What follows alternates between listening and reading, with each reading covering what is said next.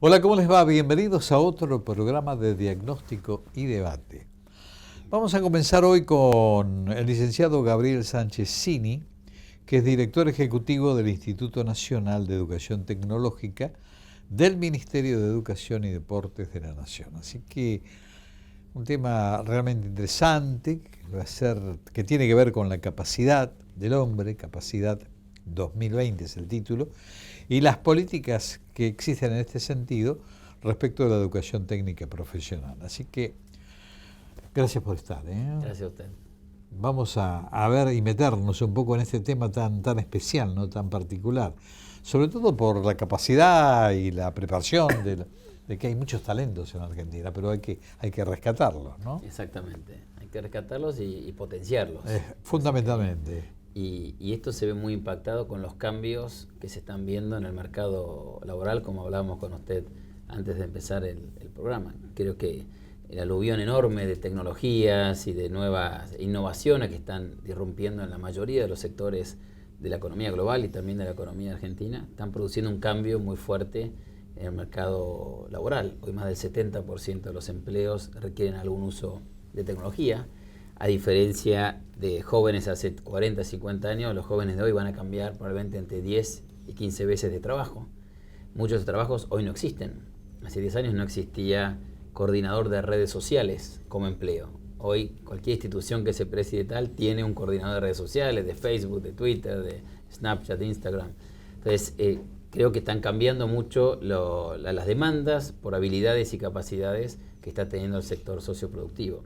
La pregunta es cómo hacemos para desde la educación, desde la oferta educativa, poder adaptarnos a esos cambios en el mercado laboral. El esquema fundamentalmente tiene que ver un poco con la capacidad del individuo de hacer frente a todo esto, en el sentido de prepararse psicológicamente como para decir, bueno, hay cambios, yo tengo que adaptarme a los cambios.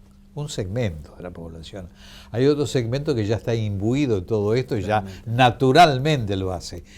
Pero ese otro sector que corre el riesgo a lo mejor de no entrar dentro de lo que significa la capacidad laboral necesaria para seguir, necesitan necesariamente esta posibilidad de educarse nuevamente, ¿no? Exactamente, y eso es lo que trata en parte de trabajar el INET, el Instituto Nacional de Educación Tecnológica, que yo tengo ahora la oportunidad de dirigir, que es el que homologa, regula y en parte financia la educación técnico-profesional en la Argentina. Son 4.300 instituciones con más de 1 millón de alumnos, ya sea secundaria técnica, técnicos superiores y formación profesional, que trata de ofrecer estas capacidades y habilidades que está demandando el siglo XXI para trabajar. Por eso hicimos este estudio de capacidades 2020, para entender cuáles son justamente esas habilidades que son necesarias hoy, como decía usted recién, para progresar, para que el individuo progrese en su vida laboral, en su vida profesional.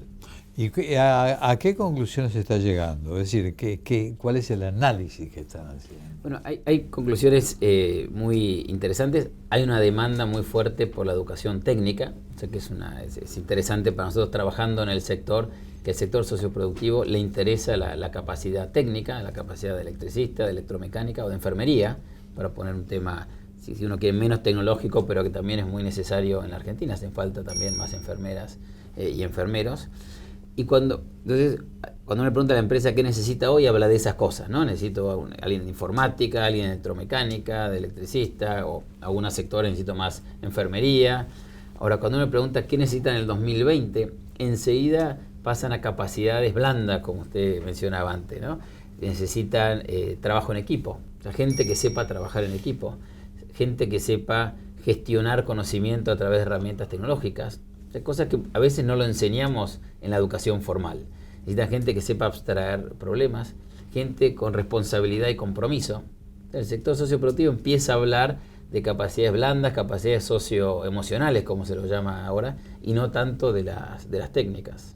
Ahora, hay un tema que se ha dado en la conversación de mucha gente, históricamente, a lo largo de nuestra historia educativa, se ha conversado mucho, y sobre todo en los últimos tiempos, de la orientación hacia el estudio de determinadas carreras.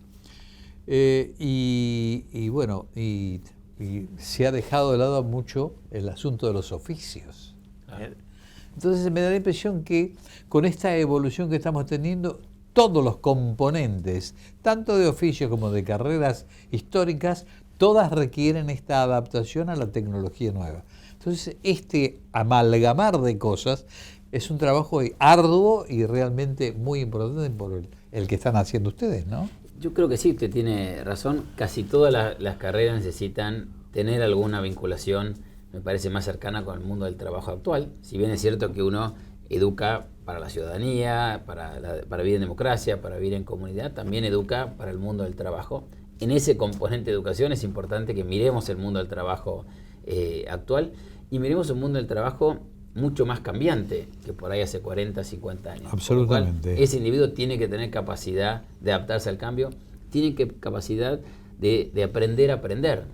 Por ahí uno estudiaba una carrera hace 40, 50 años y cambiaba muy poco ese sector de conocimiento y no necesitaba incorporar más conocimiento. Hoy hay mucha más información disponible de la que uno puede procesar.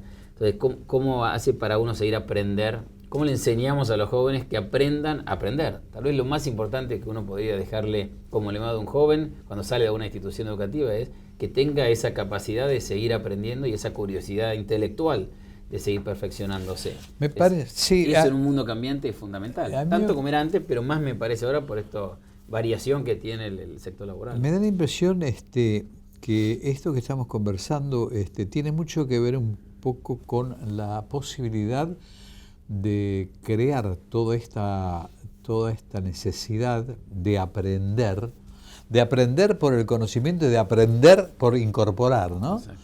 Me da la impresión de que esto se tendría que comenzar ya desde la escuela primaria, a ir cambiándoles la mentalidad a los chicos desde vamos, ¿no? Totalmente. Yo creo que la capacidad de aprender a aprender tiene que enseñarse lo más pronto posible, y la curiosidad intelectual. Al final la curiosidad, ¿no? es la base, me parece a mí, de hasta aprender a aprender. Es querer conocer algo nuevo, querer leer algo que uno por ahí no sabía y lo aprendió. Y vincular también toda esta cosa de tecnología con las humanidades. Las humanidades no han dejado de ser prioritarias también. Uno no puede aprender a aprender si no sabe leer y comprender textos. Uno no puede aprender a aprender si no puede mantener una conversación con otra persona y poder incorporar conceptos de lo que escucha. Entonces las humanidades también son fundamentales, que por ahí es paradójico. Uno dice, bueno, tiene que aprender más de tecnología, más de ingeniería, más de materias exactas.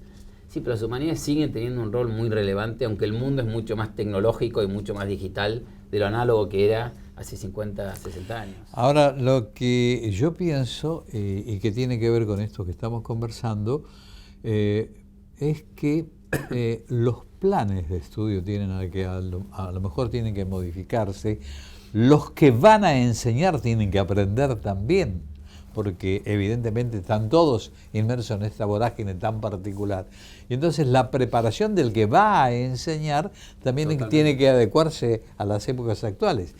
Y eso también nos falta, ¿no? Totalmente, usted lo ha articulado mucho mejor y muy claramente. Estamos nosotros trabajando fuertemente, sobre todo en lo técnico superior, en la educación superior no universitaria y en la formación profesional, que la educación sea mucho más modular, basada en competencias y saberes. Hoy está basada en cantidad de horas. Si uno hace 1800 horas, es técnico superior de algo. Si uno hace 600 horas, tiene un certificado de formación profesional de otra cosa. La educación creo que tiene que ser, como es el mundo hoy, mucho más modular, mucho más validada entre módulo y módulo y mucho más basada en competencias. No importa tanto si uno está 1600 horas en una silla u 800 horas en una silla. Importa si aprendió esas competencias para lo cual recibe ese certificado o ese título, digamos. Entonces, ese es un concepto importante que también hay que transmitirlo, como dice muy bien usted, a la docencia. Porque cuando uno enseña, si no enseña por competencias, pero queremos que el alumno aprenda por competencias, es difícil. Y en nuestro caso particular, el docente tiene que tener una vinculación con el mundo socioproductivo. Porque es difícil ser docente de la enseñanza técnica si uno no está hace 20 años donde se desarrolla esa técnica, o hace 30 años. Entonces, también estamos trabajando en acercar a los docentes de la técnica al mundo socioproductivo, haciendo convenio con empresas para que puedan hacer prácticas profesionalizantes, para que puedan visitar plantas, para que puedan aprender los cambios que han sufrido los procesos productivos en las empresas, que es lo que ellos enseñan luego en la escuela. Porque el joven que salga de la escuela técnica va a trabajar en una empresa que hoy es diferente que hace 20 años. Ese es el otro problema de la entrada al siglo XXI y con proyección hacia adelante, ¿no? O sea, es decir, convencer también a los grandes industriales de que tienen que abrirse a esta posibilidad de incorporar gente para que también aprenda. Porque efectivamente, si no están en contacto con la realidad, todo lo que se aprende, todo lo técnico no sirve para nada. Exactamente, estamos haciendo un esfuerzo grande porque muchas empresas también les cuesta a veces relacionarse, como usted bien dice, con la educación, abrir sus puertas a la educación.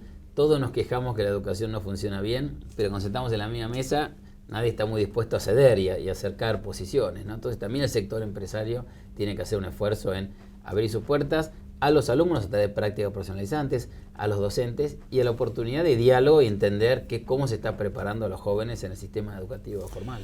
¿Dónde están parados ahora, efectivamente? ¿Qué es lo que han logrado? Hemos logrado primero tener información sobre cuáles son esas demandas por capacidades y habilidades y hemos lanzado en 18 de las 24 jurisdicciones el Consejo Provincial de Educación, Trabajo y Producción.